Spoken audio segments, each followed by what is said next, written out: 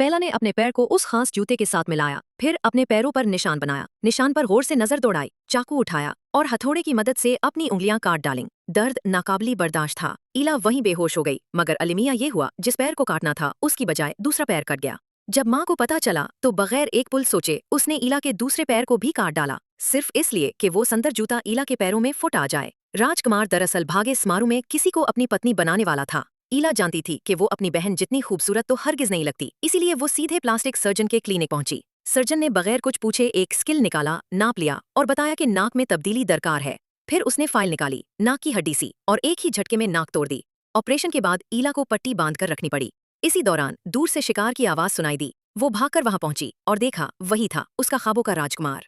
मगर जब राजकुमार ने उसे देखा तो कहा, ये मोटी सी लड़की कहाँ से आ गई। ईला सुनकर हका बुका रह गई और खामोशी से वहां से भाग निकली। रात भर आईने के सामने खड़ी होकर पेट को देखती रही और राजकुमार की बातें दिल में घूमती रहीं। फिर उसने टेपओम का अंडा लिया, ये सोचकर कि कीड़ा उसके जिस्म में जाएगा और वो आहिस्ता आहिस्ता पतली हो जाएगी। कुछ ही वक्त में उसकी नाक ठीक हो गई, जिस्म पहले से कहीं ज्यादा दुबला पतला। मगर तभी खिड़की से उसने अपनी मासूम बहन को देखा। ऐसा लगा जैसे वो अब भी अपनी बहन से कम ही है। कहीं राजकुमार उसकी बहन पे आशिक न हो जाए। इसी खौफ से उसने रात के अंधेरे में जाकर बहन की ड्रेस फाड़ दी। फिर आया वो दिन जिसका सबको इंतजार था, बाल का दिन। ईला जब महल पहुंची तो सारे दरबारी और खुद राजकुमार उसकी खूबसूरती देखकर हैरान रह गए। हो, राजकुमार समझ गया यही है वो जिसे उसकी जीवन संगनी बनना चाहिए। लेकिन तभी एक सादा कपड़ों वाली लड़की चेहरा छुपाए महल में दाखिल हुई। राजकुमार ने जैसे ही उसे देखा वहीं खड़े खड़े मंतर मुग्ध हो गया और उसे रक्स के लिए मदऊ कर लिया। ईला उसे घूरती रही, फिर यकदम पहचान गई, वो और कोई नहीं